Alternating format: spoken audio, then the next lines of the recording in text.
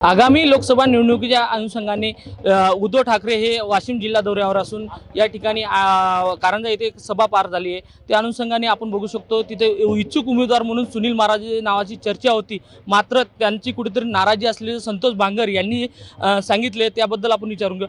महाराज, तुमची कुठेतरी नाराजी असल्याचं बोलले जात होते। इच्छुक उमेदवार म्हणून माझी कुठेच नाराजी नव्हती। संतोष बांगर साहेब हे आमच्या पोहरादेवीचे वारकरी आहे। हे नेहमी पोहरादेवीला शिवालाल महाराज, बामणलाल महाराजाच्या दर्शनाकरिता येत असतात आणि आल्यानंतर आम्ही त्यांचा सत्कार करून वाटी लावतो। तेव्हा माननीय संतोष बांगर साहेबांना मी असं बोललो होतो की माननीय उद्धव ठाकरे साहेबांची खूप कमी भेट होतं। मी या उद्देशाने बोललो होतो की माननीय उद्धवजी ठाकरे साहेब हे राज्याचेच नाही तर देशाचे नेते आहे, शिवसेनेचे पक्षप्रमुख आहे आणि कामाच्या व्यस्ततेमुळे, वर्कलोडमुळे कधी कधी भेट होऊ शकत नाही। उद्धव साहेबांची आज भेट झाली, नेमकी ही तुमची जी नाराजी होती ही आता दूर झाली असं वाटते का?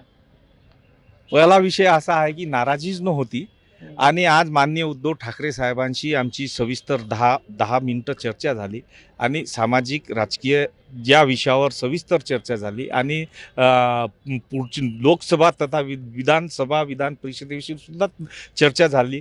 माननीय उद्धव साहेबांनी आम्हाला असे सांगितले की महाराज, यवतमाळ वाशिमची ही सीट काढण्याची जबाबदारी तुमची आणि सर्व शिवसेना पदाधिकाऱ्यांची, शिवसैनिकांची आहे, अशी आमच्यावर जबाबदारी सुद्धा टाकलेली आहे। येणाऱ्या काळात जे आता लोकसभा उमेदवार जे बिन उमेदवार घोषित होईल त्यात आपण पुढाकार घेऊन उमेदवाराला विजय करणार का?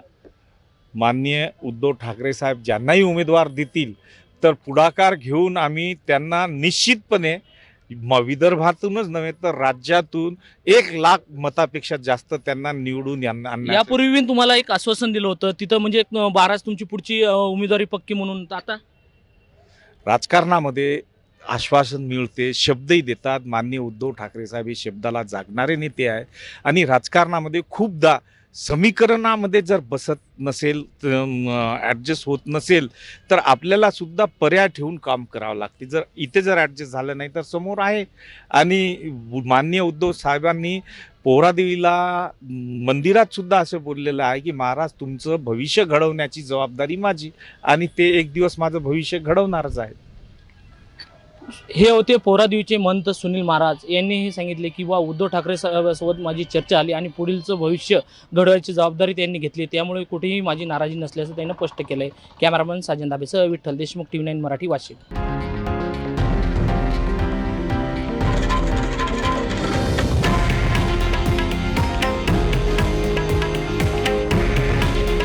हे आहे देशातील नंबर 1 न्यूज नेटवर्क आणि आपण पाहत आहात TV9 मराठी।